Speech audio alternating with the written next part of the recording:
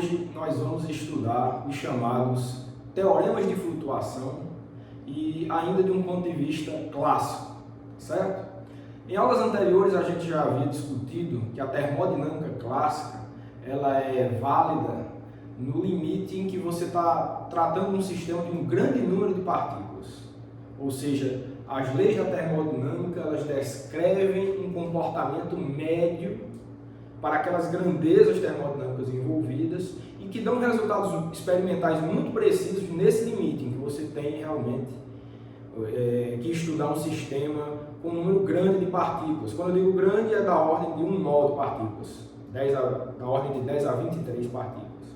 Mas quando a gente começa a tratar de um sistema de um número reduzido de partículas, por exemplo, 50, 20 partículas, então flutuações, ou seja, variações significativas de grandezas termodinâmicas acontecem nos experimentos e de tal forma que aquela previsão determinística da termodinâmica clássica não é mais satisfeita.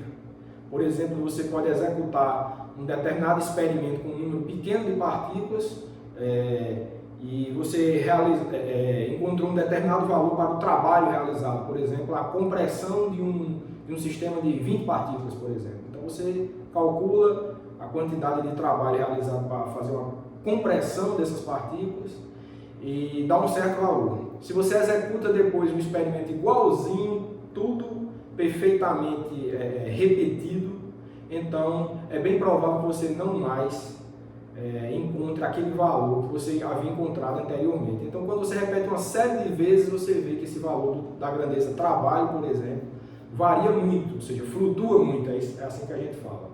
E essa flutuação seria desprezível, de novo, no limite em que você tem um número muito grande de partículas, as variações seriam negligenciáveis, tá? Mas como a ideia desse curso é dar uma abordagem termodinâmica para sistemas quânticos, ou seja, poucas moléculas, poucos átomos, então essas flutuações são muito relevantes. Mas, ainda assim, a gente vai dar um tratamento puramente clássico para o que a gente vai estudar na aula de hoje. E esses teoremas de flutuação são um dos poucos resultados exatos que se tem para a teoria de poucos corpos, como eu estou falando aqui para vocês. Quando você começa a querer tratar de um sistema termodinâmico de poucos corpos, aquelas leis da termodinâmica começam a não dar um resultado satisfatório para realizações experimentais individuais. Em média, elas satisfazem ainda o que você observa nos experimentos, mas individualmente você pode verificar resultados bem diferentes do que dizem as leis da termodinâmica. Mas os teoremas de flutuação, eles vêm no sentido de generalizar, principalmente a segunda lei da termodinâmica, no limite em que você está tratando de um sistema de poucos corpos. Tá? Então, a gente vai ver isso ao longo da aula. Então, teoremas de flutuação.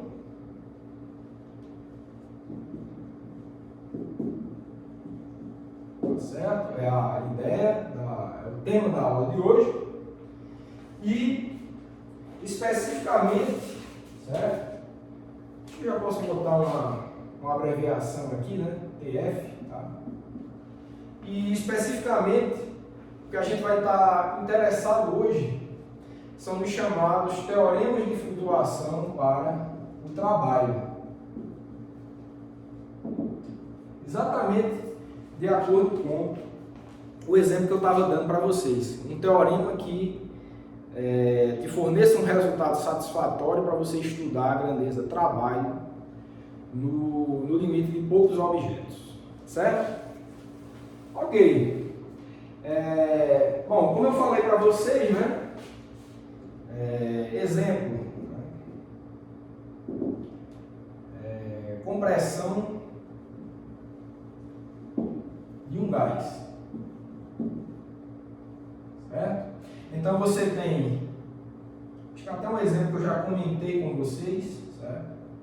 Você tem um cilindro, tá? Que tem um gás, e você tem um pistão móvel aqui, aumentar um pouco aqui. Vou ficar maior para vocês verem. Então você tem um cilindro com um pistão móvel e aqui dentro você tem um conjunto de partículas. Né?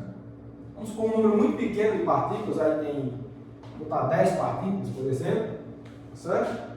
E o que eu falei para vocês é o seguinte, o trabalho que você executa, né, para mexer, né, nesse pistão, para mover esse pistão, tem a ver com a força que essas moléculas transferem para essa parede interna aqui do pistão, certo? Se eu vou mover um determinado volume aqui, se eu executo esse experimento uma dada vez, né, dependendo do número de colisões, eu vou ter um determinado valor para o trabalho. Se eu mover igualzinho, com a mesma velocidade, com o mesmo protocolo de compressão, pode ser que ocorra um número diferente de colisões, portanto, uma força diferente e um trabalho diferente. Então, esse tipo de preocupação a gente não precisa ter quando a gente está com um número muito grande de partículas. Em média, o número de colisões vai variar, claro, mas as variações em comparação com o número de colisões sofridas são muito pequenas. Mas aqui não. Quando você tem um número muito pequeno de colisões, digamos, você pode ter 2 colisões uma vez que você realizar o experimento, você pode ter 10 colisões em um determinado momento, pode ter nenhuma colisão, pode coincidir do arranjo das partículas ser tal que não haja nenhuma colisão. Então, vocês veem que o trabalho iria variar bastante nesse sentido. E claro, essa força tem a ver com a quantidade de movimento transferida das partículas para as paredes do pistão. Por isso que é importante não só o número de colisões, como também a distribuição de velocidade das partículas que colidem. Né? Ok, então, tendo feito essa motivação, né, então, o que a gente precisa para estudar essa grandeza do trabalho, nesse regime, é instituir o que a gente vai chamar aqui de parâmetro de trabalho. Certo? Que é uma grandeza lambda, certo? E ela vai depender do tempo. Tá?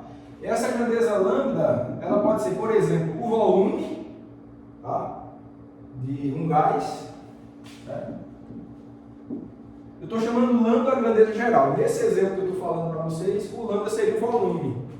Esse volume vai depender do tempo, né, de acordo com a dependência temporal desse lambda aí. Né? O lambda depender do tempo, para esse exemplo aqui, quer dizer o volume depende do tempo. Então, a gente sabe que num sistema como esse, o trabalho vai ser exercido à medida que o volume varia. Certo? Pode ser uma aplicação de um campo elétrico, em um material que responda a estímulos elétricos, ou seja, cujas moléculas têm algum momento de dipolo elétrico, né? Campo magnético, tá? Se você tiver um material magnético, ferro magnético, que responda, né, as moléculas do material respondam a estímulos magnéticos externos, né? Então você está realizando um certo trabalho ali naquele sistema, então é uma forma de entender. Mas eu só quero dizer que esse parâmetro de trabalho é um parâmetro externo que você tem controle sobre ele e que a realização de trabalho de sua parte acontece à medida que você faz com que esse parâmetro varie no tempo. Certo? É uma forma de você transferir ou retirar energia para esse sistema a partir da variação, a partir da forma de trabalho, né? Transferir energia na forma de trabalho, você faz isso manipulando aquele parâmetro lambda. Ok, então, tendo feito isso, né, o que é que a primeira lei nos diz, tá certo? A primeira lei da termodinâmica, a gente já viu, ela nos diz o seguinte, que o trabalho ele é igual a variação de energia interna do sistema menos o calor trocado entre o sistema e o meio externo. É isso que diz a primeira lei da termodinâmica. Isso daqui é válido para qualquer processo. Tá? qualquer processo. Certo?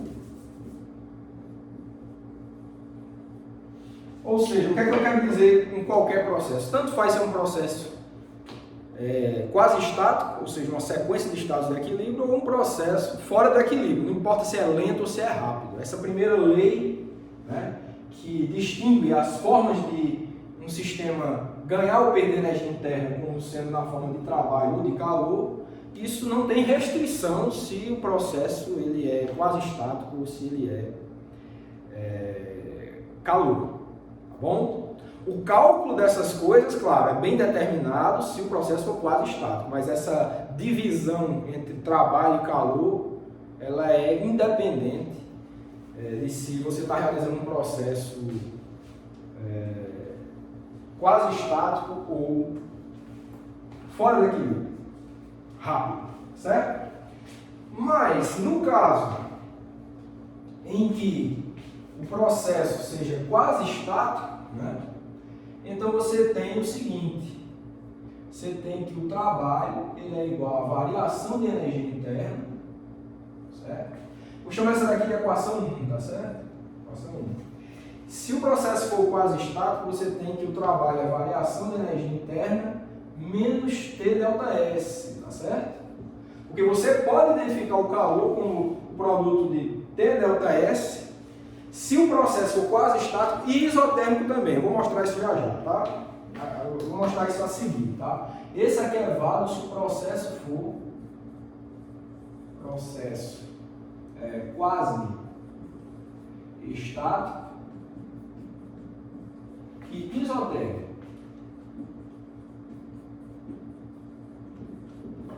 Certo?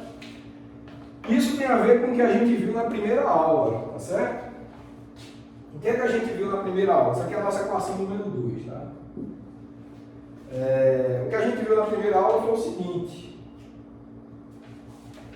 Vimos que a entropia, né? A variação de entropia tem a ver com a segunda lei, né?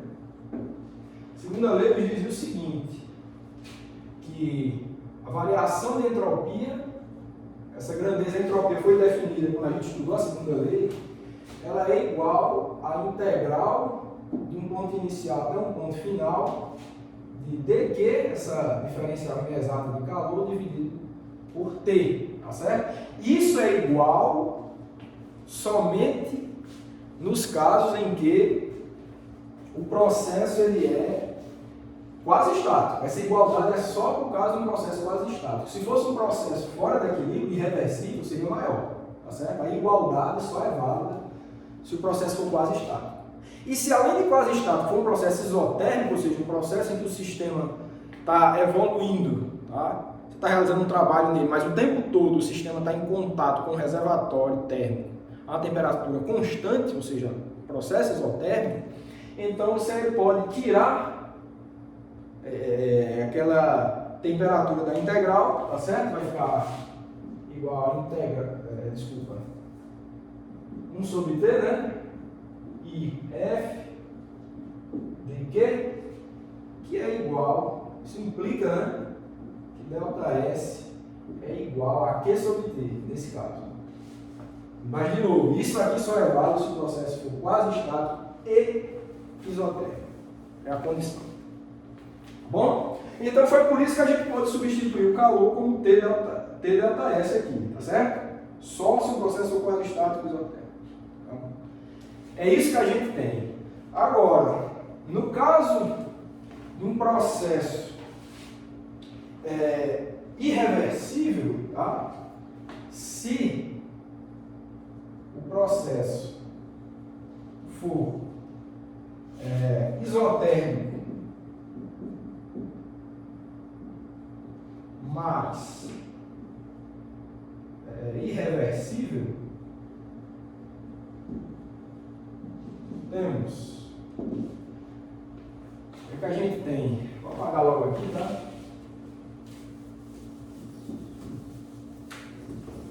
Aí a gente não tem mais aquela igualdade ali, né?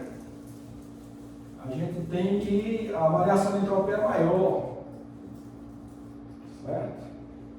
A gente tem que a variação de entropia, isso a gente viu na primeira aula, tá certo? Tudo isso a gente viu na primeira aula, ela é maior que integral de até f de q sobre t, tá bom?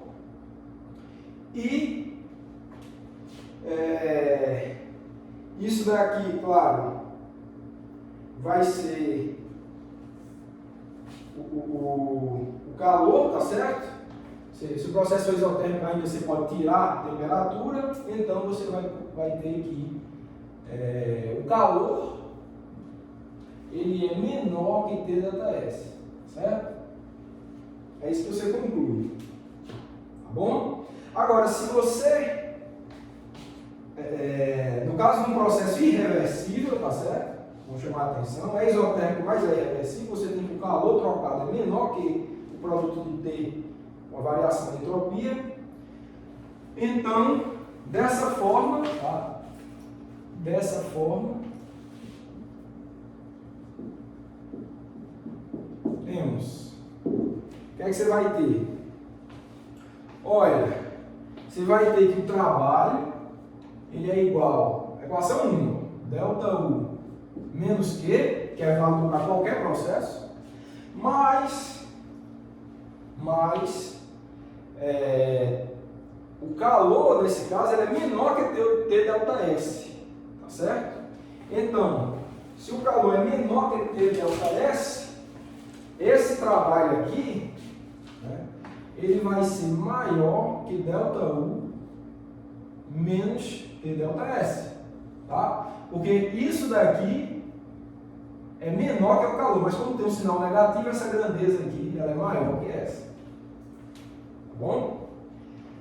Ok, então eu vou chamar essa aqui de equação do número 3. Tá? Vou chamar de equação do número 3. E lembrando que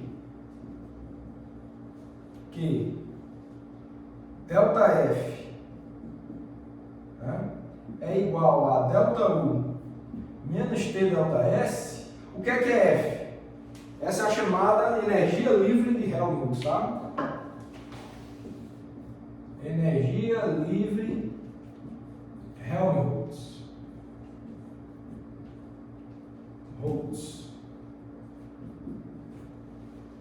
Por definição, a energia livre de Helmholtz é delta U menos T delta S, que coincide com o trabalho de um processo quase estático isotérmico. Faz sentido chamar isso de energia livre, né?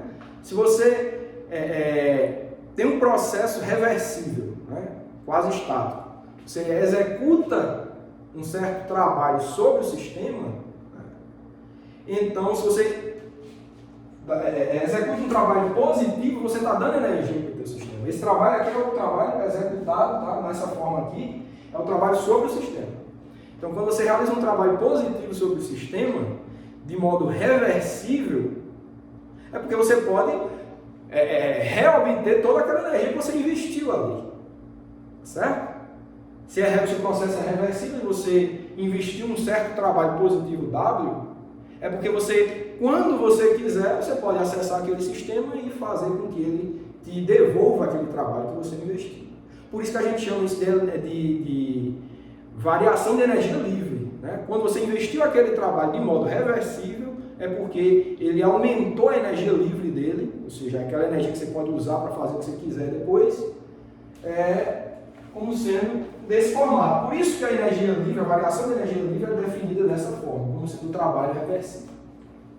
Especificamente, a importância dessa energia livre é no caso em que você tem um processo isotérmico. Por essa razão que você faz essa igualdade, né?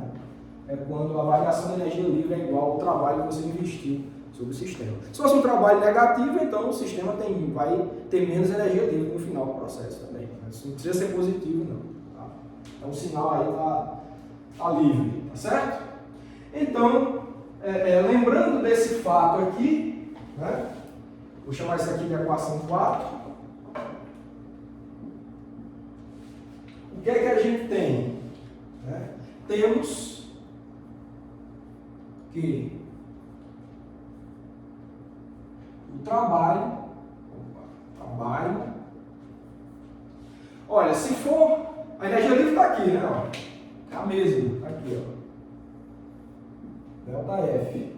Então o trabalho ele vai ser maior que a variação de energia livre, no caso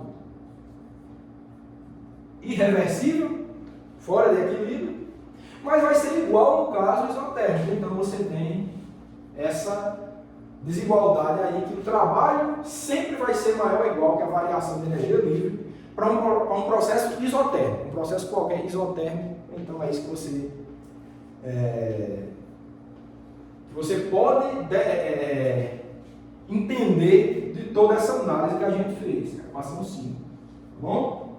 Então, só lembrando que a gente tem os conceitos de termodinâmica, tá? Isso é um resultado importante, né?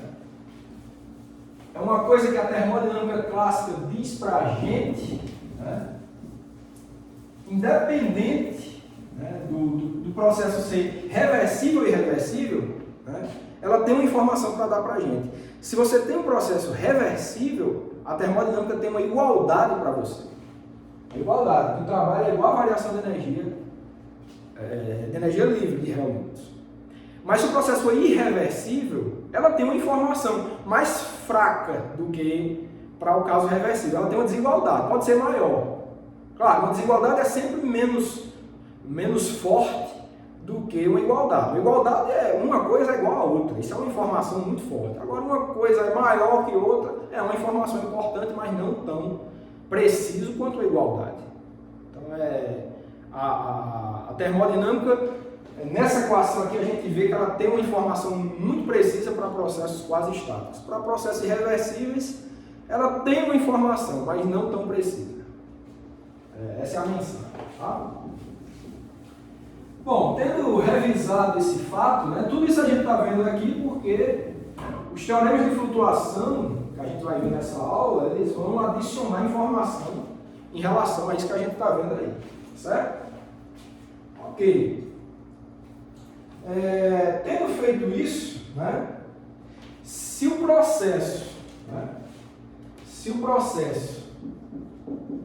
um corolário, né, que a gente tira disso aqui, se o processo for cíclico, ou seja, ΔF igual a zero, temos que é um processo cíclico. Você está com o sistema inicialmente num dado estado termodinâmico, você faz alguma tarefa sobre ele, executa um protocolo e faz com que ele volte para o mesmo estado termodinâmico inicial. Isso é um processo cíclico. E como a energia livre de Helmholtz ela é uma variável de estado, tá certo? Ó, a temperatura ela é fixa aqui. Ó. A energia livre é uma propriedade de estado. Né? Dado o estado termodinâmico, ela tem uma energia uma energia interna específica e tem uma entropia específica. Como a variação de energia livre é dada pela variação de uma propriedade de estado vezes uma constante, menos uma constante vezes uma variação de outra função de estado, a energia livre também é uma propriedade de estado, ou seja, dado o estado termodinâmico, esse estado ele tem uma energia livre específica, certo? Então, tem um valor específico para o estado. Se você mexeu, causou uma transformação do sistema, mas voltou para o mesmo estado, essa energia livre não variou em nada. Né? Assim como não variava em nada, né? Nem a energia interna, nem a entropia. Se voltou para o mesmo estado, então, funções de estado são inalteradas para processos cíclicos. Então, se você tem isso daqui, você conclui que o trabalho ele é maior ou igual que zero. Certo? Então, essa equação 6 tem uma implicação importante, né? Diz o seguinte: se você está executando um processo cíclico, um processo isotérmico cíclico, ou seja, você está executando um processo de modo que seu sistema está em contato com um reservatório térmico, com temperatura fixa o tempo todo, nesse processo cíclico, você vai ter executado um trabalho, né? Tem que ser um trabalho que ele é não negativo. tá certo? Você sempre, nunca vai conseguir extrair trabalho do sistema, porque esse trabalho é o que você executa. Se ele fosse negativo, queria dizer que você poderia extrair trabalho do sistema, tá certo? Então, o que essa equação aqui está dizendo que para um processo em que o sistema processo cíclico, em que o sistema está o tempo todo em contato com um reservatório térmico com uma temperatura específica, você nunca vai conseguir extrair trabalho desse sistema. Na melhor das hipóteses, você não realiza trabalho nenhum. Tá bom? E isso tem a ver, pessoal, com o enunciado de Kelvin Planck da segunda lei. Né? Só vou ler aqui para vocês que tem tudo a ver com essa equação, que diz o seguinte: é impossível a construção de uma máquina que, operando em um ciclo termodinâmico, converta toda a quantidade de calor recebido em trabalho. Né?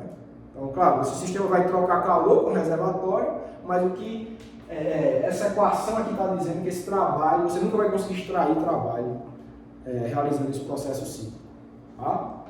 Essa é a razão pela qual as máquinas térmicas elas precisam de pelo menos 2 reservatórios térmicos a temperaturas distintas. Quem lembrar aí do ciclo de Carnot, de Otto, de Diesel, vai lembrar que você precisa sempre, para você executar para você construir uma máquina térmica, você precisa de pelo menos 2 reservatórios de calor, tá certo? Um só não funciona, porque você não consegue extrair trabalho com um reservatório, deixando o sistema em contato somente com um reservatório térmico. Ok, então, dito isso, né, o que a gente pode fazer também um estudo breve aqui sobre um dado processo cíclico, tá certo?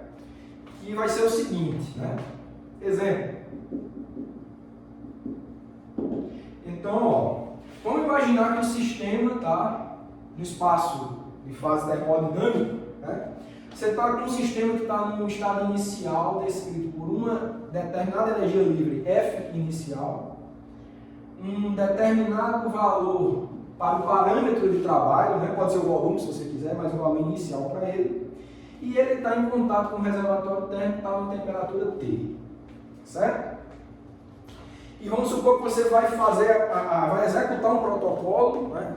No caso do cilindro aí é mover o pistão a uma certa taxa, né? Um protocolo bem executado, né? Você preparou um protocolo de compressão daquele gás bem específico, né? A velocidade com que você comprime o pistão, o ponto de partida, o ponto de chegada, um protocolo bem feito, tá certo? Então, quando você faz isso, você vai tirar, obviamente, o sistema desse estado inicial, tá? A partir da execução do protocolo, você tem um protocolo com lambda de T, tá? Não estou deixando lambda porque poderia ser o campo magnético, o campo elétrico, daquele jeito que a gente discutiu. E você vai levar para um estado, né? Eu não estou dizendo que isso aqui é uma transformação geral, tá? Não é um processo quase estático, não. É um processo, digamos, rápido. Tá? Você vai tirar o sistema do equilíbrio. Então você vai levar o sistema para um estado, mas que não é um estado de equilíbrio. Você vai levar o sistema para um estado fora do equilíbrio, mas com um valor final específico para o parâmetro de trabalho, lambda F. Saiu de lambda I e foi para lambda F a partir desse protocolo. Ou seja, no nosso exemplo que a gente gosta, comprimiu o pistão, no final, comprimiu de maneira rápida, pode ser. Vamos entender que seja uma compressão rápida, mas com um protocolo específico, e no final vai ter um volume final específico. Tá? É fora de equilíbrio porque você não vai poder determinar uma pressão, uma temperatura específica para aquele gás, porque você fez isso de uma forma rápida, você bagunçou a estrutura, a distribuição molecular daquele gás, então você não tem, ao longo desse percurso, estados termodinâmicos bem definidos. Então é isso que eu quero comentar com vocês. Tá? Eu quero fazer um processo cíclico, tá? Eu vou estudar um processo cíclico, do jeito que eu estou falando aqui. Mas a primeira parte do ciclo, digamos, é um processo irreversível, como esse daí. Tá bom.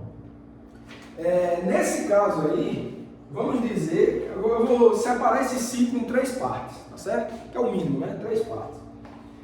Não, podia ser 2, né? Mas eu vou quebrar em 3 partes. esse primeiro trabalho aqui, desse processo que você executa, eu vou chamar de primeiro trabalho lá W, vou chamar de W, esse primeiro trabalho, certo? Então você comprimiu o seu, vamos manter esse exemplo, você comprimiu o seu gás de forma rápida, você executou um certo trabalho que eu estou dizendo que é W. Depois você parou e vai esperar o sistema entrar em equilíbrio de novo, vai esperar as moléculas se reorganizarem, ficarem com uma distribuição de partículas uniforme, adquirir uma certa temperatura, né? Etc. Né? E, bom, e o que é que vai acontecer? Né? Depois que isso acontecer, isso aqui é ao final da compressão. Quando acabar a compressão rápida, esse sistema vai relaxar para esse estado de equilíbrio. Eu vou descrever por essa curva aqui, ó. Esse vermelho aqui, ó. Vou fazer tracejado. Tá? Então ele vai para um estado de equilíbrio aqui no final, tá? Mas esse estado vai ser descrito por um valor final da energia livre. Vai ser o mesmo parâmetro lambda, porque esse relaxamento aqui você deixa o sistema sozinho, ele vai se virar para encontrar o estado de equilíbrio dele, tá certo? As moléculas vão se reorganizando. Então você vai ter um valor final para o parâmetro de trabalho, tá certo? E vai ter a temperatura T dele, tá certo? Vai ter a temperatura específica, que digamos aí é um processo isotérmico, né? Então não vai ter uma temperatura aqui porque as moléculas estão muito desordenadas, tá certo? Você comprimiu rápido, mas depois vai relaxar, tá certo? Para esse estado de equilíbrio. E nesse caso aqui você vai ter um trabalho 2 igual a zero, porque você não mexe no parâmetro de trabalho, tá certo? Digamos, o volume permaneceu fixo o tempo todo. Tá? Nesse caso aqui, então, você não há realização de trabalho nesse estágio do processo, tá bom? E digamos que depois você faz com que esse sistema ele volte para o estado inicial, né, para completar o ciclo, tá certo? Tá uma setinha aqui. E agora, no último estágio, você vai ter... Certo? Não sei se vocês estão conseguindo enxergar aí. Certo? Esse último estágio, que vai ser nessa direção aqui. E esse último estágio eu vou dizer que é um processo quase estático, tá certo? Esse foi um processo rápido, esse foi um processo de relaxamento, esse é um processo quase estático. Se esse é um processo quase estático, esse trabalho 3 desse processo, a gente sabe muito bem quem é, vai ser igual a menos a variação de energia livre. Delta F é F final menos F inicial. Como ele foi daqui para cá, o trabalho realizado foi menos delta F. Certo? Então, aí completou o ciclo. Completou o ciclo. Mas vamos ver, né, o que é que a gente pode tirar dessa história toda. Né? A gente tira, né, é uma outra forma de ver o que a gente já vinha discutindo. Tá? Que nesse ciclo, é um ciclo termodinâmico, né? De acordo com a segunda lei, pelo enunciado de Kelvin, de Kelvin e Planck, né? De Kelvin e Planck, ela diz que o trabalho total do ciclo, que é igual a W1 mais W2 mais W3, isso daqui vai ter que ser maior ou igual a zero. Tá? Não tem como você extrair trabalho em um ciclo. E o sistema está em contato com o reservatório térmico o tempo todo. Bom, feito isso, esse trabalho 2 a gente já sabe que é zero, então isso aqui vai ser, trabalho 1 vai ser W, o trabalho 3 vai ser menos ΔF, maior ou igual a zero, então, o que é que você conclui? Que o trabalho nesse primeiro estágio do ciclo, ele é maior ou igual que ΔF. Que é a mesma equação 5 que a gente tem ali. Então é uma outra forma da gente ver. A gente está partindo da segunda lei da termodinâmica, né? Pelo enunciado Kelvin e Planck, seria igual a isso. Né? Então você vê que esse trabalho aqui, né, ele é maior que ΔF. Né? Seria igual no caso em que você tivesse um processo quase estático aqui, mas como não é, né, Nesse caso específico ali seria realmente esse trabalho de dados. Se você está afirmando que é um processo irreversível, esse primeiro estágio, então o trabalho realmente é maior que a variação de energia livre. Tá bom? Que é, de novo, a equação 5. Tá bom? Ok. Então, tendo definido essas coisas, tá? É uma revisão de termodinâmica, das coisas que são importantes que a gente lembrar para o contexto dos teoremas de flutuação. Tá? Então agora, de fato, eu vou passar a falar sobre a parte do teorema de flutuação, mas vocês vão ver que tem tudo a ver com essa análise de termodinâmica clássica que a gente fez aqui. Os teoremas de flutuação eles vêm complementar esse estudo. É isso que a gente vai ver. Vou apagar tudo aqui para que a gente comece a fazer a derivação e a discussão desses teoremas de flutuação. Bom, vamos lá. E como eu falei, né, a gente vai ver dois teoremas de flutuação aqui, todos ligados ao trabalho. Tá? Historicamente, eles têm um papel muito importante, né? Já tiveram comprovação experimental, a gente vai discutir isso. E eu estou focando no caso específico do trabalho porque realmente a maioria dos experimentos focam nesse tipo de teorema de flutuação, tá certo? Mas existem teoremas de flutuação para outras grandezas, né? Para o calor, para a produção de entropia. Então é uma área de estudo realmente esses teoremas de flutuação, mas do ponto de vista histórico e sistemático mesmo para o desenvolvimento da teoria dos teoremas de flutuação, os teoremas de flutuação para o trabalho são importantíssimos, tá? E são esses que a gente vai abordar aqui. Bom, então vamos lá. Teoremas de flutuação para o trabalho. De flutuação para o trabalho.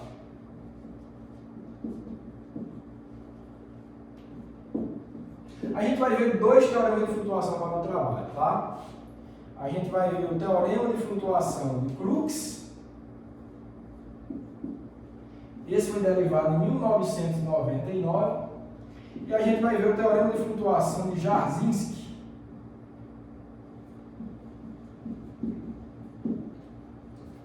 Jarzynski, 1997. Né? Isso aqui foi um Physical Review esse aqui foi um Physical Review Letters.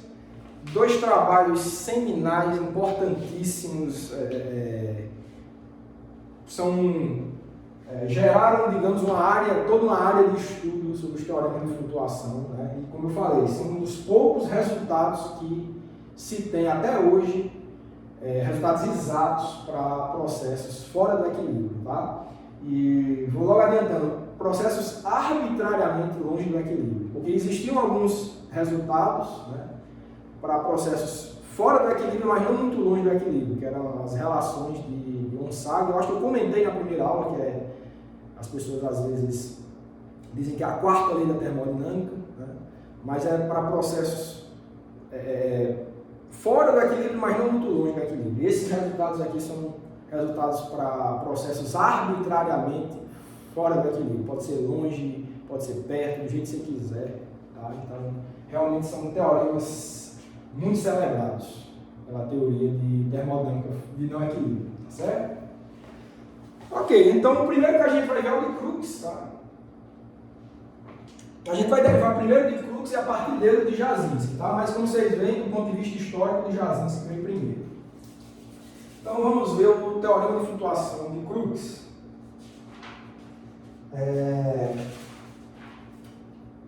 Então, primeiro teorema de flutuação de Crookes.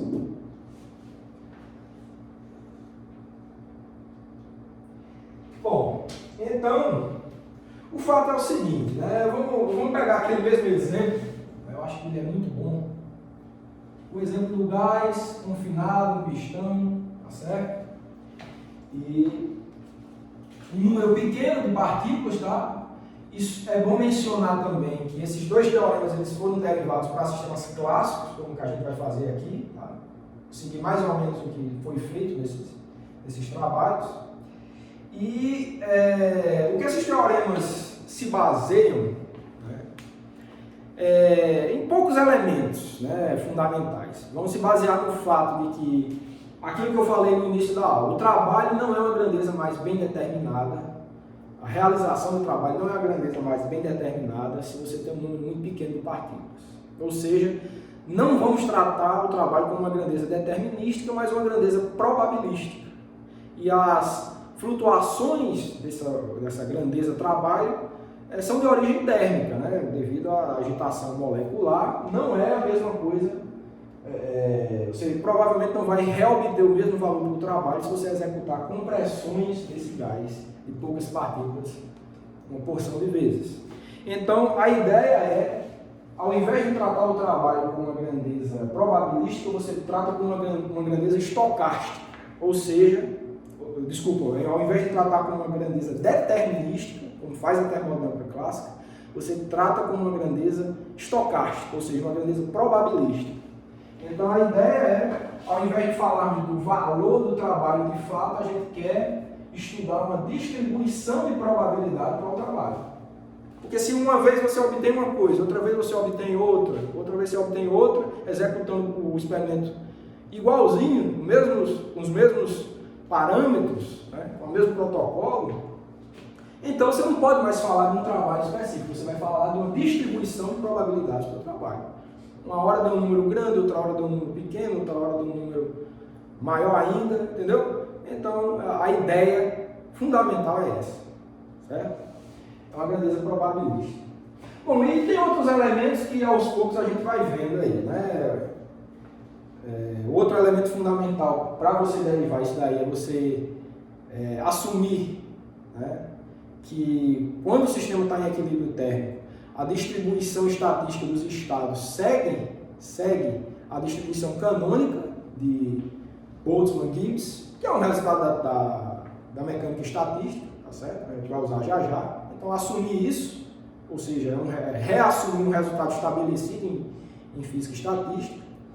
E o último princípio fundamental que você precisa para isso também, para derivar esses teoremas, é que você tem reversibilidade a nível microscópico, ou seja, a nível microscópico as leis da física são reversíveis no tempo.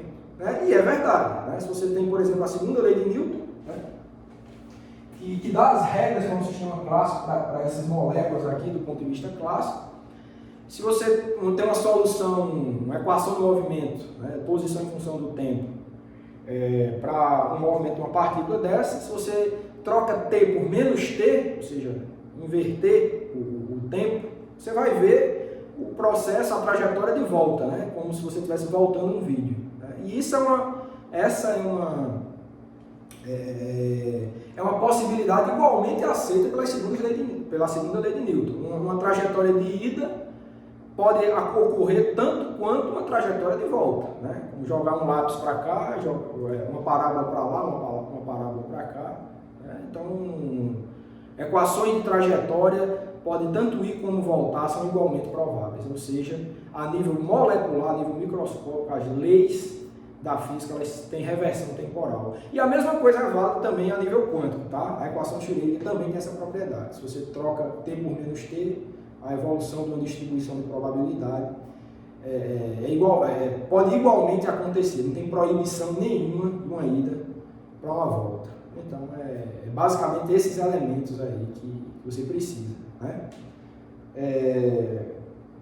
É bem compreendido isso para essas leis fundamentais, né? Segunda lei de Newton, né? A lei da mecânica clássica, a lei da mecânica quântica, mas do ponto de vista termodinâmico, isso a gente sabe que não acontece. Né? A nível macroscópico, essa reversibilidade ela não existe. Né? Por isso que a gente tem até falado aqui, processos irreversíveis. Ou seja, eles têm a ida, mas a volta a gente não percebe, né? A gente nunca vê certos fenômenos macroscópicos. Ou seja, a irreversibilidade acontece quando você trata de um número muito grande de objetos, quando você está estudando realmente um comportamento coletivo de um grande número de partículas. A irreversibilidade surge a partir daí, mas a nível molecular, molécula por molécula, a reversibilidade ela não tem proibição nenhuma pelas leis da física, tá certo? Então, essa reversibilidade microscópica é um elemento que a gente vai precisar aqui também. Bom, então vamos lá. Então, o que a gente vai fazer é o seguinte, né? A gente vai considerar o estado do sistema, vamos considerar a seguinte coisa, né? Estado do sistema, você pode pensar até nesse gás se você quiser aqui. A gente vai descrever por uma grandeza Z, né, que resume, ou identificar como sendo um conjunto de coordenadas, ou seja, de posições das partículas, e o conjunto de quantidade de movimento, né? Isso daqui, claro, vai ser Q1, Q3N, tá? P1, P3N, certo? Ou seja, se você tem N partículas desse gás aqui, você vai ter N posições, mas essas posições têm 3 componentes, x, y, z, então você tem 3N componentes de posição para descrever as posições das moléculas desse gás, e mesma coisa para o momento, né? Você tem 3N componentes de quantidade de movimento para descrever esse sistema. Então, com esse conjunto aqui, né, de 6N parâmetros, você consegue, você tem o estado do seu sistema, você tem a descrição clássica completa desse seu gás. Essa que é a ideia. Tá? Ok, então, o que a gente vai estudar nesse caso aqui, a gente, claro, está interessado em processos fora do equilíbrio, ou seja, aquelas compressões rápidas que eu falei para vocês, tá? Mas que, nesse caso específico, a gente vai tratar um caso parecido que a gente viu, tá? A gente vai ter um estado inicial aqui, né, um conjunto de parâmetros aqui, lambda I, e a gente vai executar um protocolo até um lambda F, tá certo? Lambda de T. Inicialmente, o seu sistema estava em equilíbrio térmico com reservatório, então ele tem uma dada temperatura T, tá certo? Então é isso que vai ocorrer aí, e eu quero tirar informações sobre esse processo. O teorema de flutuação vai tratar disso. Então, se você tem o seu gás em equilíbrio térmico com reservatório, tá, externo aqui, tá? Vamos supor que as paredes aqui são diatérmicas, você tem esse gás na temperatura T, e você vai, vamos supor que o processo seja tão rápido, assim, rápido que, podia não ser tão rápido, mas enfim, a gente vai considerar que, no caso geral, é um processo rápido, e que você não precisa estar mais preocupado com esse contato térmico com o reservatório, tá? Você causou a compressão, essa perturbação que você causou nas partículas, ela é muito mais proeminente do que a influência desse reservatório térmico, tá certo? Então, você tem um estado térmico bem definido para esse gás no início, e com a execução do protocolo, você tirou esse sistema do equilíbrio. Ele não vai ter mais uma temperatura bem definida, né? Se você quiser, pode até imaginar que você tem um estado térmico no início, você desconectou o reservatório térmico, tá? Desconectou, você isolou esse seu sistema e depois você executou a compressão. Vamos entender dessa forma, tá certo? Então, está em equilíbrio térmico, desconectou o ambiente e depois você executou o seu protocolo de compressão, ou podia ser de expansão também do gás, não tem problema nenhum, né? O importante é que não tem restrição nenhuma, se é quase estático, se é rápido, pode ser rápido, lento, do jeito que você quiser, tá? Ok, então o estado inicial do sistema, ele é descrito pela teoria de Gibbs-Boltzmann, tá? Então você tem uma distribuição de estados para esse teu sistema inicial, que depende, claro, desse parâmetro lambda inicial, depende da distribuição de coordenadas generalizadas aqui, tá? Desse teu sistema, ou seja, depende qual o comportamento desse teu sistema no espaço de fase, né? Dos momentos e das posições, e isso vai ser igual a exponencial de menos beta vezes o hamiltoniano do sistema, que depende, claro, da configuração de coordenadas desse sistema de posição de momento, dividido por ZI, onde a gente sabe quem são essas coisas, né? Quem já fez o curso de Física e Estatística, acredito que a maioria de vocês, né? Essa daqui eu vou chamar de equação 6, acho que é 6, e beta é a chamada temperatura inversa, tá? 1 sobre kBT, e ZI é a chamada função de partição, tá? Vou botar aqui embaixo. É a função de partição do sistema, né? É um sistema contínuo aí, as variáveis podem assumir valores contínuos, não tem restrição nenhuma. Então isso aqui vai ser uma integral das várias coordenadas generalizadas, exponencial de menos beta h de ZI. Pronto. Isso é o que a gente tem de conhecimento da física estatística, tá certo? Foi um dos elementos que eu disse que precisava para você derivar essas relações de flutuação. Quando o sistema está em equilíbrio térmico, a distribuição de microestados, né, para esse sistema, eles têm microestados acessíveis, foi isso que Boltzmann disse, tá? Então, você tem um macroestado, o macroestado é a descrição termodinâmica, em termos dos parâmetros termodinâmicos, pressão, volume e temperatura. Mas você tem microestados, que são configurações das moléculas desse gás, que reproduzem um macroestado, pressão, volume e temperatura. Então você tem um conjunto de vários microestados capazes de reproduzir aquele macroestado, e a distribuição de probabilidade desses microestados é dada por essa regra aqui, que é a famosa distribuição de Gibbs-Boltzmann. Então, é das hipóteses para você derivar esse teorema de flutuação aqui, é assumir isso, e problema nenhum, né? Porque esse é um resultado que está estabelecido aí há mais de 100 anos, tá certo? Ok, então, eu vou apagar aqui para a gente continuar com o nosso desenvolvimento.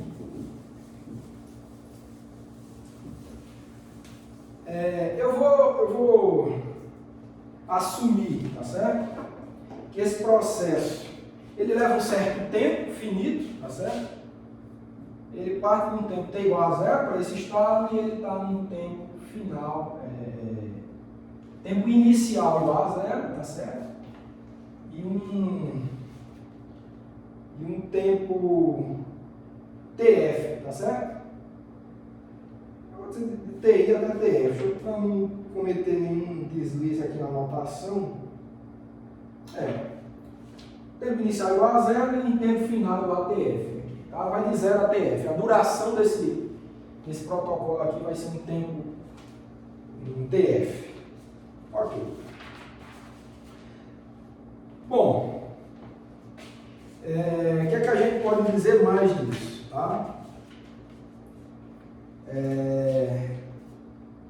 Esse tempo final é o tempo com que esse parâmetro varia, tá? Ele varia do tempo t igual a zero até o tempo TF, depois ele para. Né?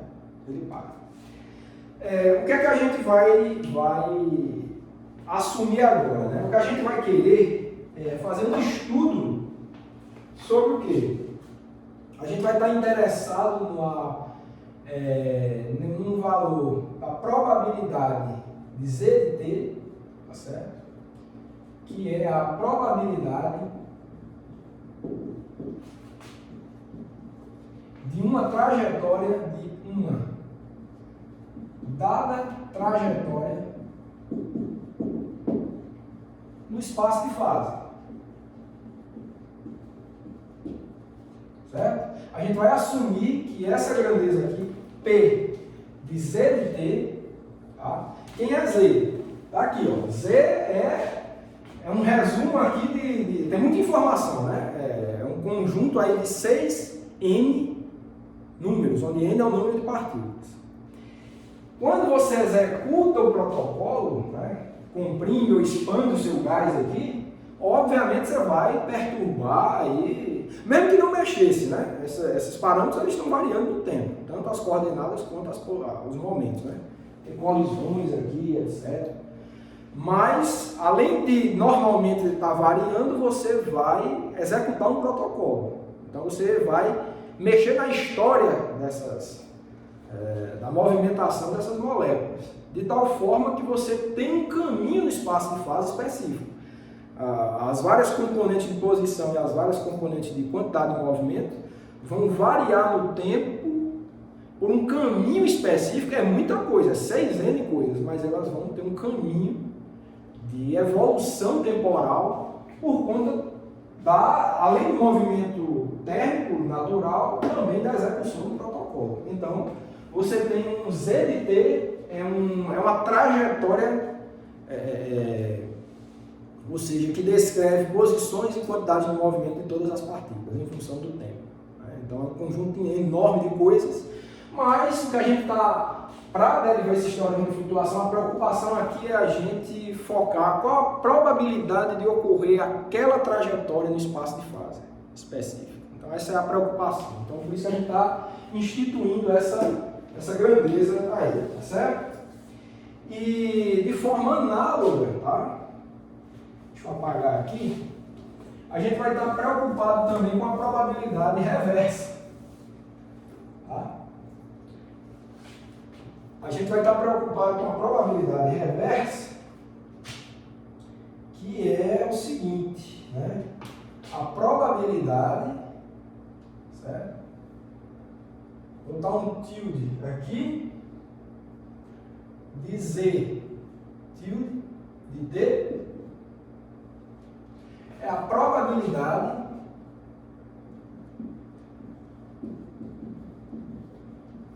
de ocorrência da trajetória reversa. Tá? Então a gente está preocupado com essas duas coisas, tá certo? Não estou dizendo que a gente vai calcular isso não, tá? Mas a gente vai usar isso daqui para achar uma relação entre essas duas coisas. É para isso que vai servir os teoremas de flutuação, certo? Então essa aqui é a trajetória de um dado protocolo ocorrer, tá? E essa aqui é a trajetória reversa, ou seja, você pode imaginar, o protocolo é uma compressão, tá? Você comprimiu o gás, você tem as várias coordenadas e vários momentos que evoluíram de uma determinada forma, tá? Então tem uma certa probabilidade daquilo ocorrer. Ok, e o protocolo lambda de T é muito bem determinado. O que seria a trajetória inversa? A trajetória inversa pode imaginar o vídeo voltando, qual a probabilidade de ocorrer o fenômeno. Imagine que você consegue ter um vídeo que mostre aí para você todas as trajetórias e quantidade de movimento, você consegue anotar tudo isso em função do tempo. Tá? Então, esse é o processo de ida. E o processo reverso imagine que você consegue voltar o seu vídeo, né? Vai ser uma expansão agora, o protocolo vai ter um lambda de T também, mas não é o mesmo, é o reverso. Tá? E as moléculas elas vão voltar para o estado inicial. Para isso, é claro, as velocidades vão ter que mudar de sinal. Né? Todas as componentes de quantidade de movimento, né, vai ter que mudar de sinal, porque você quer que o sistema... O final da trajetória reversa vai ser o início dessa. Tá? Então, a preocupação é só essa. Tá? Qual a probabilidade do protocolo de ida ocorrer a nível molecular e qual a probabilidade do reverso. O início do reverso é o fim do de ida e o final do reverso é o início do de ida, claro. Certo? Então, realmente, o protocolo reverso para ficar mais claro na cabeça de vocês, imagine que você tem um vídeo que você consegue voltar e tudo vai para o início. Qual a probabilidade disso ocorrer? Nossa experiência diária diz que é bem menos provável do que a ida. Né? Ou seja, aquela velha história, né? Quebrar um ovo, né? Você tem um vídeo de um ovo quebrando. Tá, ok, você assiste o vídeo, não tem problema nenhum. Agora, se você volta o vídeo, as partes do ovo vão se juntar e o ovo vai subir. Né? É um processo cuja a primeira lei não proíbe, mas a segunda lei proíbe isso de acontecer. Né? Então, aqui a gente não está dizendo que é proibido, não. A gente está pensando qual a probabilidade disso acontecer. Então, basicamente é isso. Esse ponto aqui. A gente quer relacionar essas duas probabilidades. Tá? Só que aqui é melhor a gente pensar no caso do gás de poucas poucas moléculas que a gente aceita melhor que a coisa pode ser revertida, tá? O processo reverso poder acontecer, tá? Bom, claro, esse processo aqui de ida, ele ocorre de acordo com o lambda de t, tá certo? E esse processo aqui, ele vai ocorrer de acordo com um protocolo lambda, né, de tf menos t, né? O início dele, que é quando o t foi igual a zero, é o tf, é o final desse, tá? Então, é importante que se tenha isso aqui em mente, tá bom? O protocolo inverso vai ocorrer. Pode ocorrer, qual a probabilidade disso ocorrer, tá? Bom, em termos de espaço de fase, tá? Acho que é bom também a gente visualizar isso em termos de espaço de fase, que é o seguinte, ó. H aqui.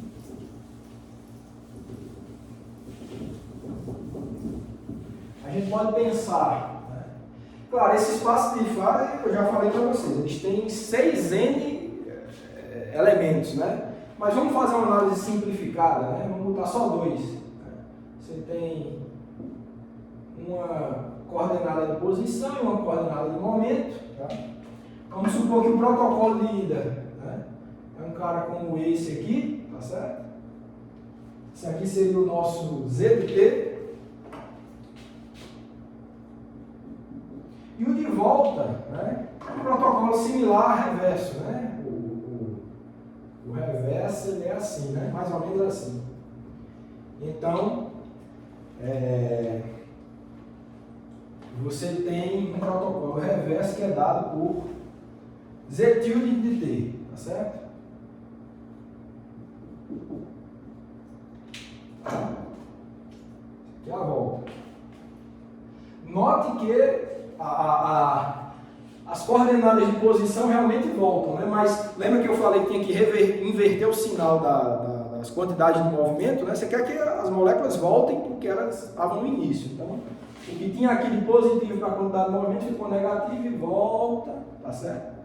E o estado final vai ser igualzinho ao inicial, mas ainda, claro, com as velocidades invertidas, tá? Por isso que ela não volta exatamente pelo mesmo caminho, tá?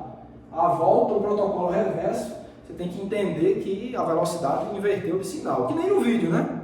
Um vídeo de você indo para cá, se você reverte ele, você mudou sua velocidade, claro. Então é uma visão simplificada do espaço de fase. Só tem 2 coordenadas aqui, mas vocês sabem, né? O nosso espaço real para esse gás aqui deveria ter 6n eixos, e não dá para desenhar isso, claro, mas a ideia é essa. Ok, bom. Entendido isso, né? O que é que a gente tem também? Vamos estudar a distribuição inicial do protocolo reverso. Tá?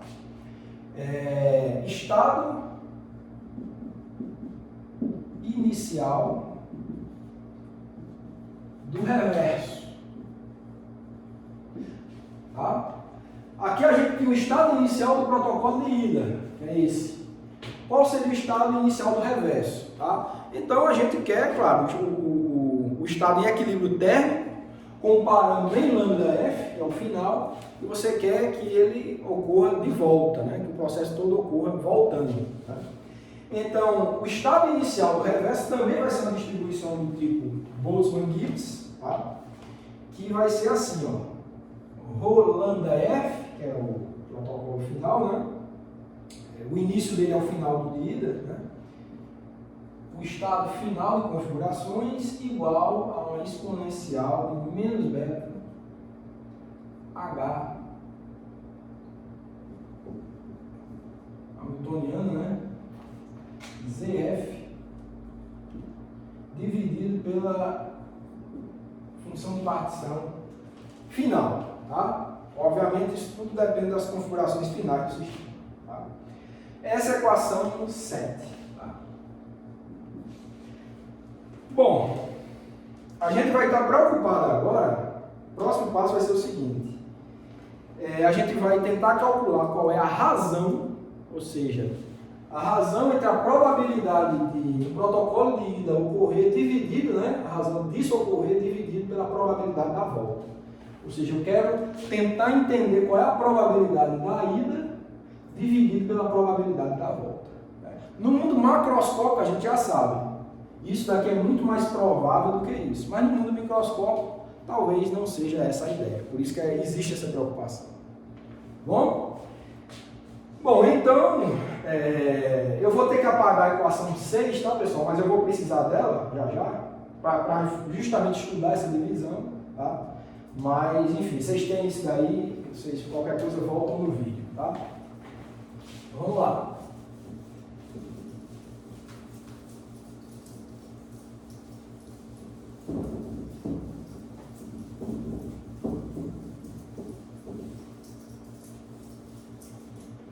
Bom, então o que a gente quer agora é estudar a probabilidade, o que a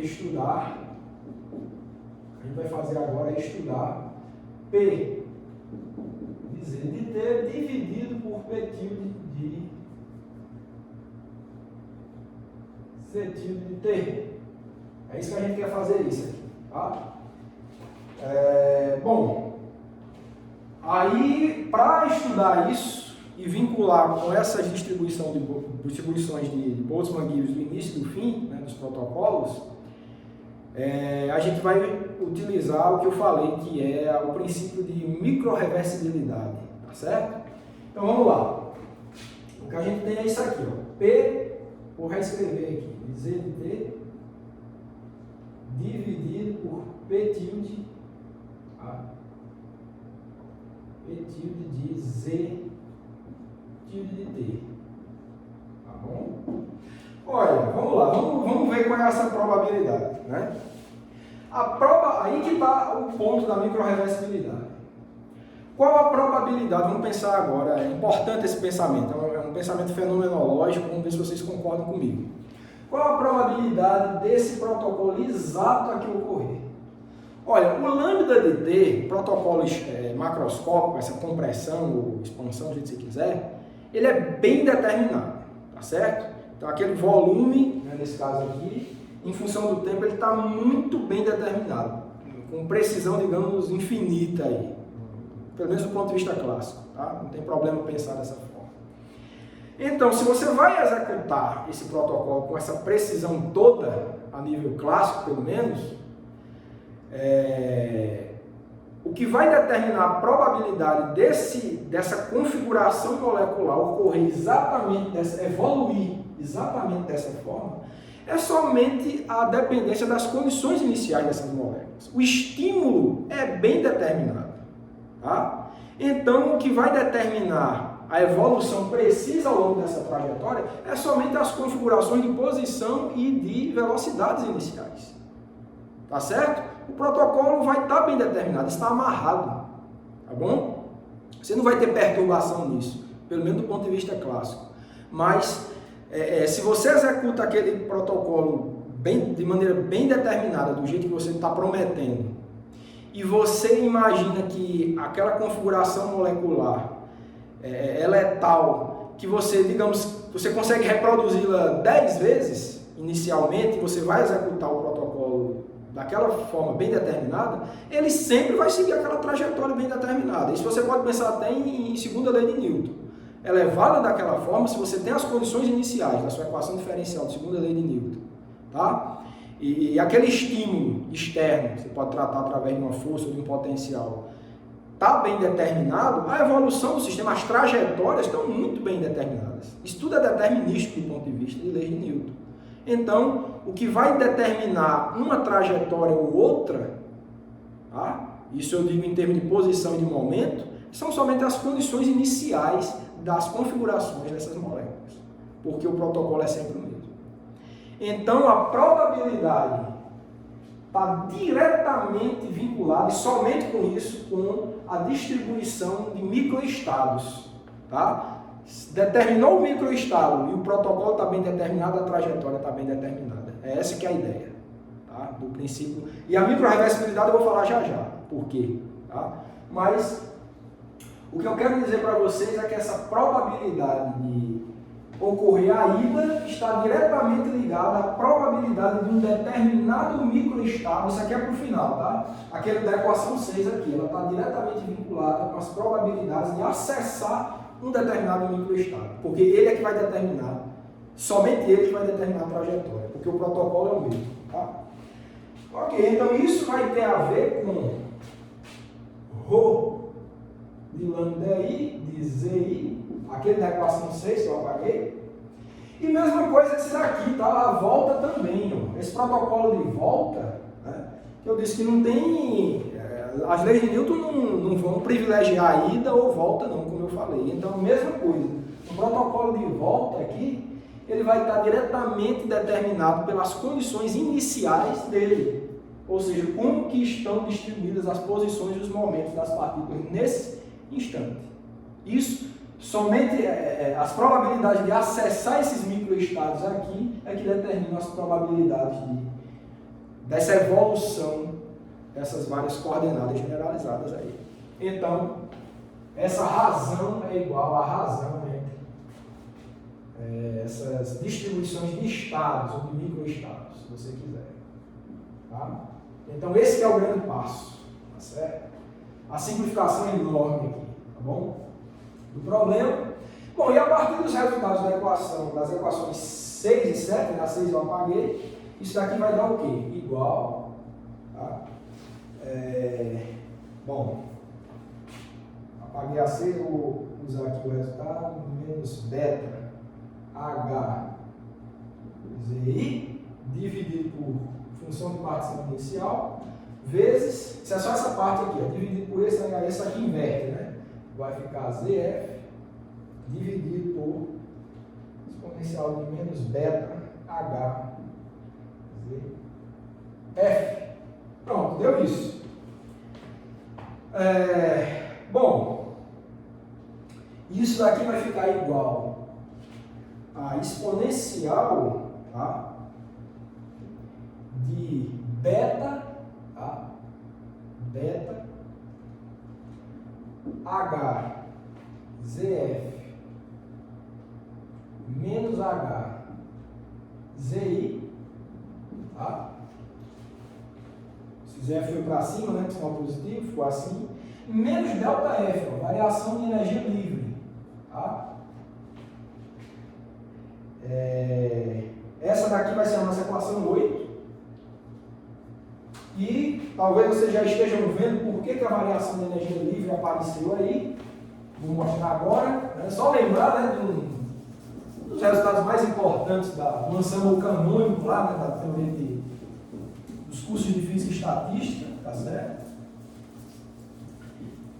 Que é o seguinte, né? Onde utilizamos, né? A vírgula aqui.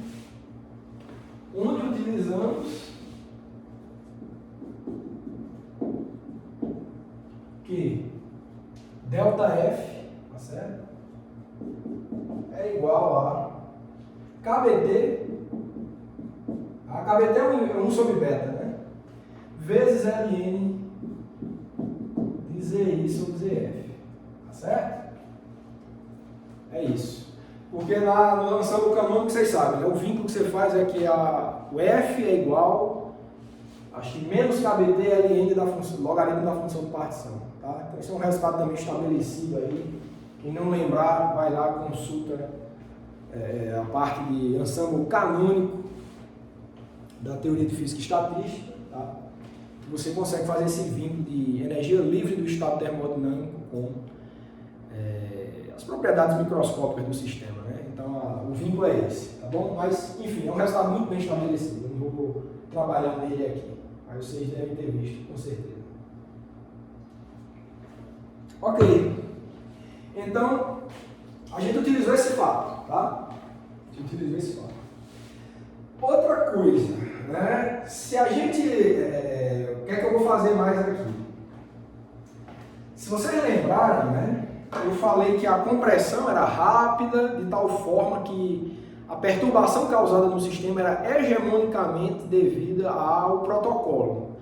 e nada de interferência do ambiente externo. Eu até falei, vamos supor que você desconectou o ambiente. Acho que vocês lembram que eu falei isso. Mas vamos supor que você está em equilíbrio térmico inicialmente aqui, você desconectou o ambiente para realmente eliminar a possibilidade de calor ter entrado aí nesse sistema, né? Você não teve troca de energia devido ao calor, só devido à execução do protocolo. Com isso, né, se você não teve troca de calor, o que é que você pode dizer? Toda variação de energia do sistema foi devido à realização de trabalho sobre o mesmo. Então, esse hamiltoniano final menos hamiltoniano inicial, ele pode ser compreendido como simplesmente a realização do trabalho no protocolo. Certo? Então, no fim das contas, o que é que a gente conclui? Assim, né, temos, a gente vai ter que P Z de T dividido por P Z tilde de T vai ser igual a exponencial de beta W menos delta F. Certo? Aqui é a nossa equação 9. Tá? Então, as probabilidades de ida e de volta estão amarradas por isso aqui. Tá bom? Bom, e como último passo, para a gente de fato derivar o teorema de Crookes, né? O teorema de flutuação de Crookes está quase acabando, né? Só falta um último passo. O de Jasinski, rapidinho a gente encontra. Vai ser o seguinte, vou apagar aqui, tá? É que a gente agora vai fazer uma transferência de informação, ao invés a gente vai vincular isso que a gente encontrou com as probabilidades de executar um trabalho. Tá certo? Apaguei a figura aqui, devia ter deixado, mas é o seguinte, ó. Você tem aquele protocolo de ida, né? Vou deixar pequenininho aqui, ó. Certo? P, né? Só recuperar aqui, tá?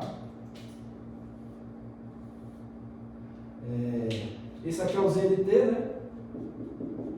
Esse aqui é o Z tilde de T. Z tilde de T, certo? Esse vai para cá e esse volta, né? Bom, eu estou relacionando as probabilidades de um com o outro.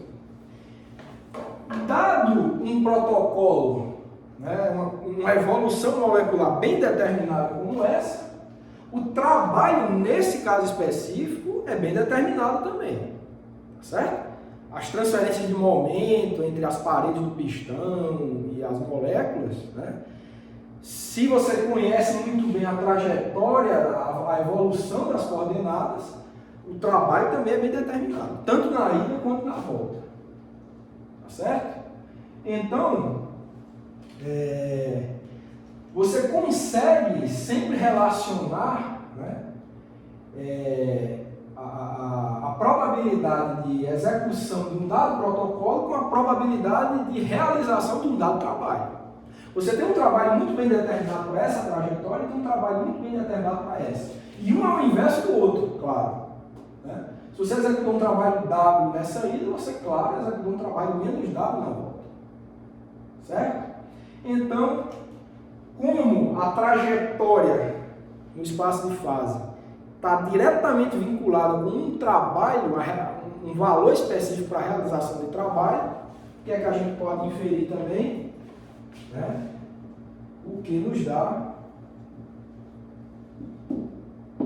que a probabilidade de você executar um trabalho mais W, né, no protocolo de ida, dividido pela probabilidade de executar um trabalho menos W no protocolo de volta, tá? Por isso que eu estou dando tilde aqui, vai ser igual a mesma coisa, exponencial de beta W menos WF, delta F, tá certo? Equação 10. Tá bom? Bom, óbvio que, dada uma trajetória, você tem um trabalho específico, certo? Agora, só existe uma trajetória para você executar um trabalho W? Não, você tem um conjunto imenso. Você poderia ter várias outras trajetórias reproduzindo a mesma realização de trabalho.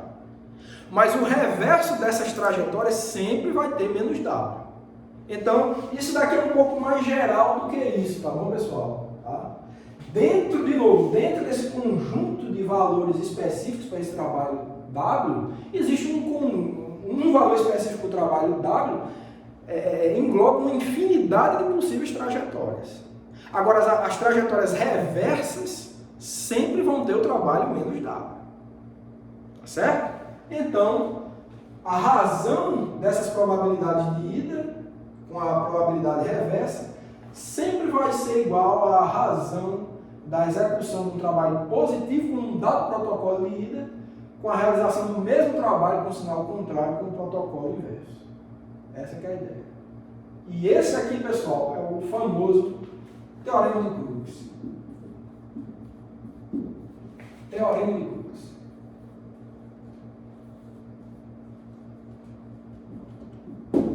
Tá? O nome do cientista, quem quiser procurar, um Physical Review como eu já falei, de 1999, foi o Gavin Crookes que derivou esse resultado fantástico e a gente vai ver as implicações disso daí agora, tá? Então, o que é que esse teorema ele diz? Ele está dizendo para você, né, que a probabilidade de um evento, né, de execução de um dado trabalho positivo, né, de acordo com uma certa trajetória, ele lembrando que é um processo de trabalho positivo, né? Isso tem muito a ver com aquele trabalho positivo daquela questão da segunda lei da termodinâmica, a gente vai ver isso já já. Mas ele é exponencialmente maior, né, se o trabalho for positivo, né, e lembrando que esse W é sempre maior ou igual que o WF, tá? Então você tem um fator exponencial que diz que a probabilidade de um trabalho positivo ser executado é exponencialmente maior do que a probabilidade de um trabalho negativo ser executado. Certo? Então vocês vão ver já já que isso daqui é como se fosse uma generalização da segunda lei da termodinâmica. Tá? Vamos ver isso. Só apagar aqui para a gente fazer essa discussão. Vocês veem a força que tem esse teorema.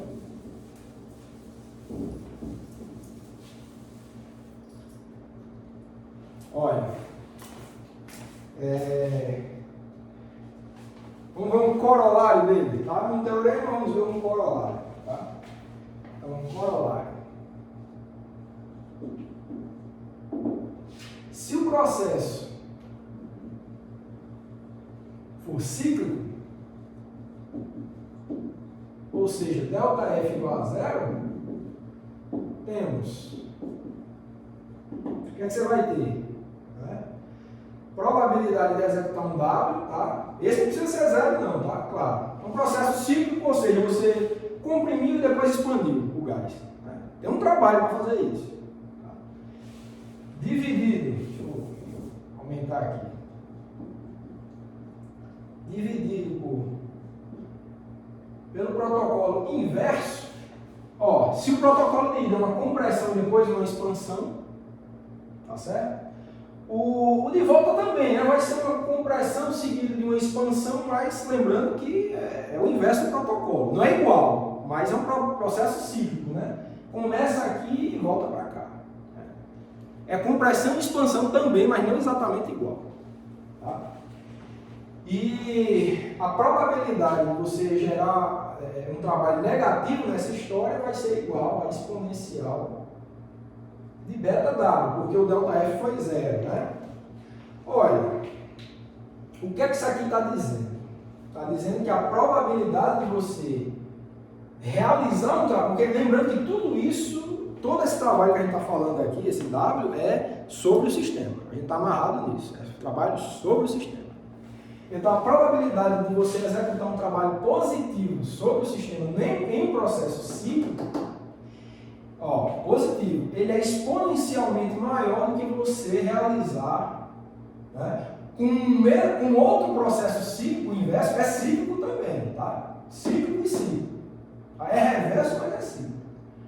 De você executar um você extrair o trabalho do sistema. Você executar um trabalho negativo, você extrair trabalho do sistema. Então, o que é que esse teorema está dizendo, pessoal? Ele está dizendo que a probabilidade é exponencialmente maior de você realizar trabalho do que você retirar trabalho do sistema. Mas essa probabilidade ela é não nula. A segunda lei da termodinâmica diz que é impossível. W é maior ou igual a zero para um processo cíclico, isotérmico aí, como a gente analisou na aula de hoje. Tá? Igual se for reversível e maior que zero se for irreversível. Ou seja, é proibido, não dá para ter trabalho negativo. Esse teorema está dizendo que existe sim. Existe uma probabilidade, é pequena, exponencialmente difícil de ocorrer frente à probabilidade de ocorrer um trabalho positivo, ou seja, você realizar um trabalho, mas esse evento existe.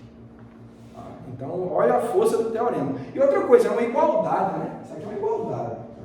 Lá é uma desigualdade. Uma desigualdade não tem tanta força quanto a igualdade. E o que mais? Esse beta, lembrando que é 1 sobre kBt, né? Certo? Se a temperatura for alta, né? Esse beta ele é pequeno. Tá? Então, para temperaturas altas, essa razão, esse beta vai para zero, né? Então você tem... desculpa. Se a temperatura for para infinito, você tem um beta indo para zero, essa exponencial vai para 1. Então, para altas temperaturas, essa coisa começa a ser igualmente provável. E no limite de baixas temperaturas, esse beta ele é grande, esse fator exponencial vai ficar muito grande, então a probabilidade de você realizar trabalho é infinitamente maior do que a que você extrai. Então tem essa questão.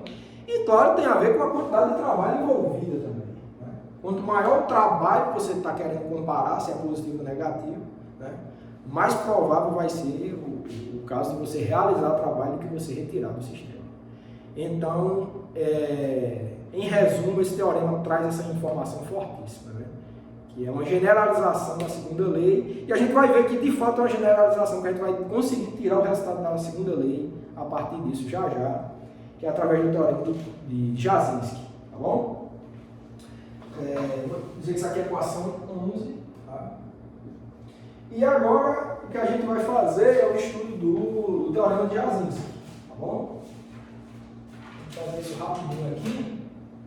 Falar do teorema de Jasinski. Ele veio antes do de Crookes, tá? Mas aqui a gente está derivando de Jasinski a partir do de Crookes, que é mais simples. Ok, então, como é que a gente vai fazer? Né? Vou apagar ali. Apagar aqui.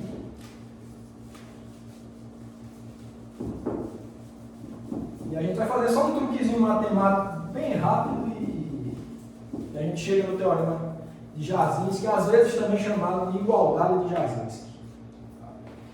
Bom, a gente obter o teorema de Jasinski a partir do de Crookes, o que a gente faz é o seguinte, né? A gente vai multiplicar, deixa eu escrever aqui, multiplicando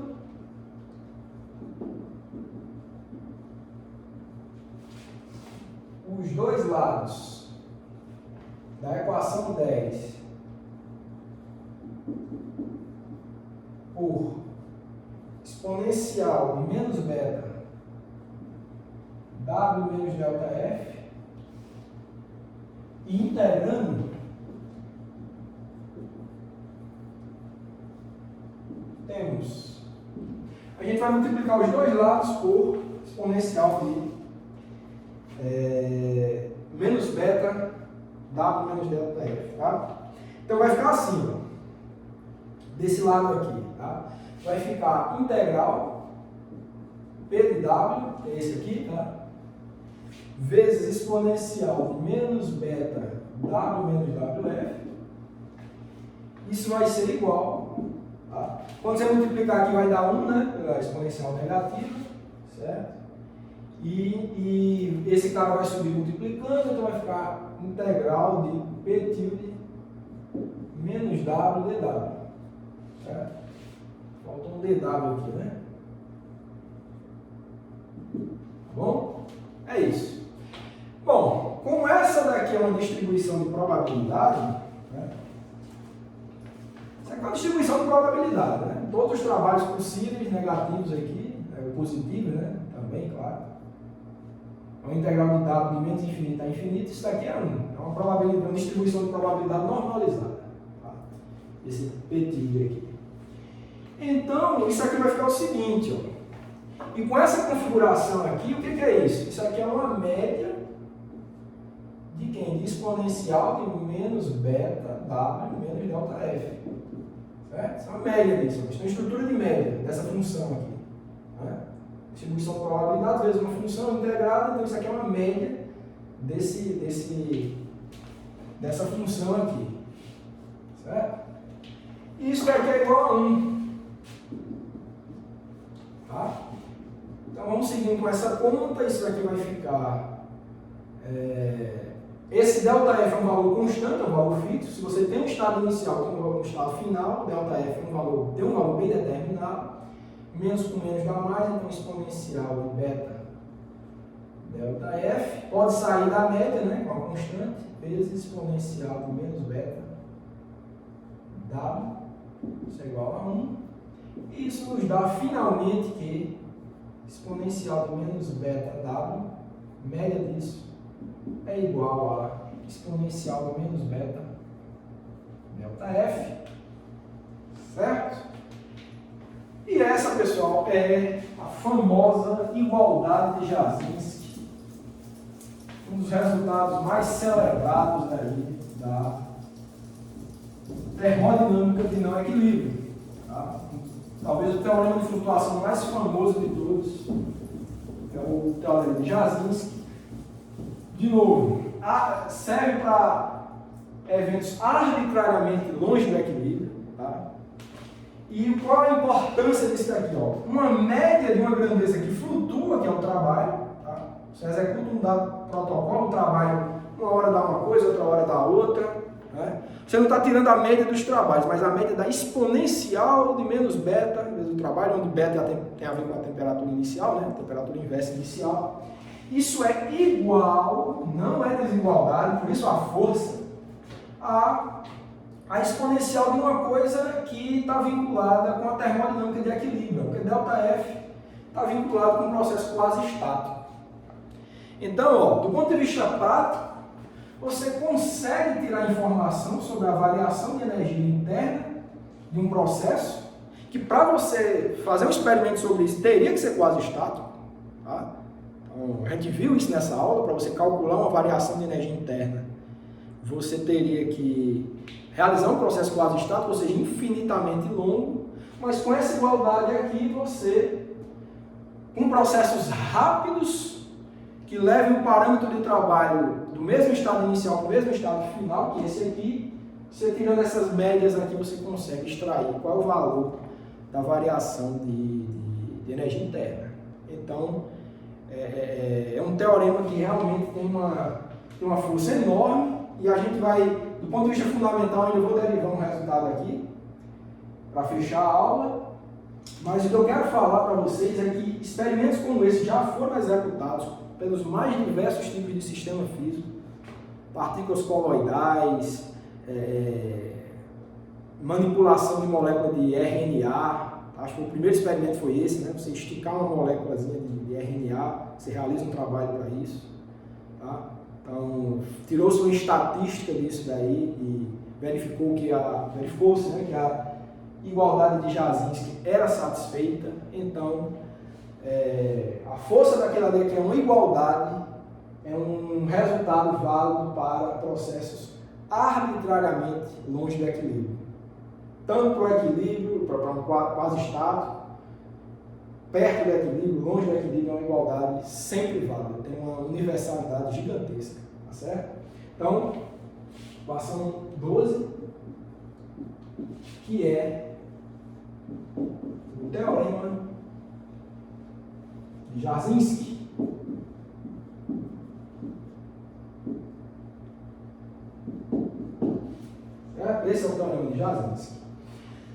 Bom, e para fechar a aula, só queria derivar mais um resultado, acho que vocês vão achar interessante, que é o seguinte: a partir da desigualdade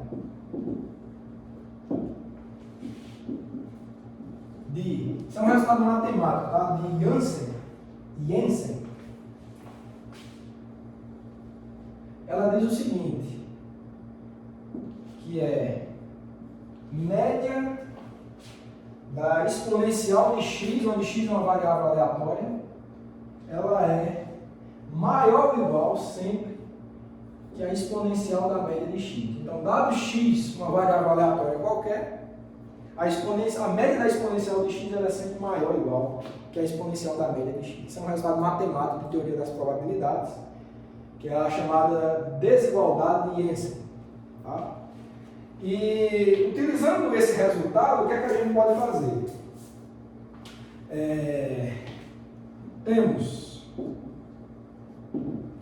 A gente vai ter o seguinte, ó, deixa eu apagar aqui para ter espaço. Vamos fazer uma brincadeira aí dessa desigualdade de Jensen com o resultado da igualdade de Jasinski e ver o que é que dá, certo?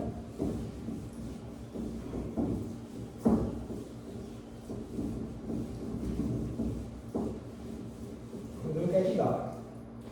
A gente tem o seguinte, ó. Vamos supor que x é beta w, né? Então você vai ter exponencial de menos beta w, no caso, né? Menos beta w, estou fazendo x igual a menos beta w. Isso vai ser maior ou igual a exponencial de menos beta média de w. Isso que a partir da desigualdade de Jensen você conclui. Mas a partir da igualdade de Jasinski, da equação, isso aqui deveria ser 12, né? Foi 19, né? 12, desculpa. Da equação 12, você conclui o quê? Ó? A média de menos beta, exponencial de menos beta w vai ser igual a exponencial de menos beta delta f.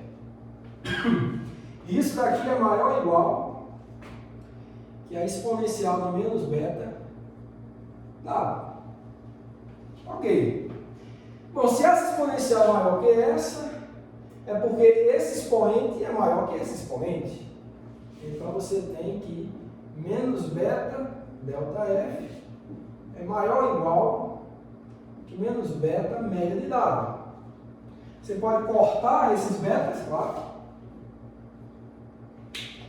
trocar o sinal e você vai concluir que, quando você trocar o sinal, a desigualdade inverte, né? Então você vai ter que w, média de w, é maior ou igual que delta f. Equação 13, que é nosso resultado. Olha aí. Mais uma vez a gente encontra a segunda lei da termodinâmica. O trabalho executado no protocolo, ele é, nesse caso ele é em média, tá? Maior ou igual que ΔF. Tá certo? De novo, e esse resultado ele mostra que a segunda lei da termodinâmica ele é um resultado estatístico. Tá? Agora, quando você vai para tratar de um número gigantesco de corpos, tá? Você nunca vai ver uma violação daquela média. Aquela média fica quase uma coisa determinística, mas quando você vai para o limite de um pequeno número de partículas, a média, essa desigualdade continua sendo elevada, uma desigualdade que é um caso, né? É um resultado que a gente extraiu da igualdade de Jasinski, tá certo? Mas a gente vê que, em média, o trabalho executado num processo isotérmico, né, ele arbitrariamente fora do equilíbrio, ele vai ser maior do que a variação de energia interna, igualdade no caso reversível, como a gente sabe, mas existem eventos em que esse trabalho ele é menor. E esses eventos eles podem ser verificados nesse regime de poucos corpos. E nesses experimentos que eu falei para vocês, que comprovam a validade da igualdade de Jasinski, foram verificados eventos isolados em que a segunda lei da termodinâmica era violada. Olha que coisa interessante. Ou seja, que o valor do trabalho naquela execução do experimento, ele era menor do que a variação de energia interna. Desculpa, de energia livre. Ele era menor que o ΔF, que é a variação de energia livre. Tá certo? Então, variações isoladas da segunda lei podem ser verificadas quando você está tratando de um experimento que manipula um pequeno número de corpos.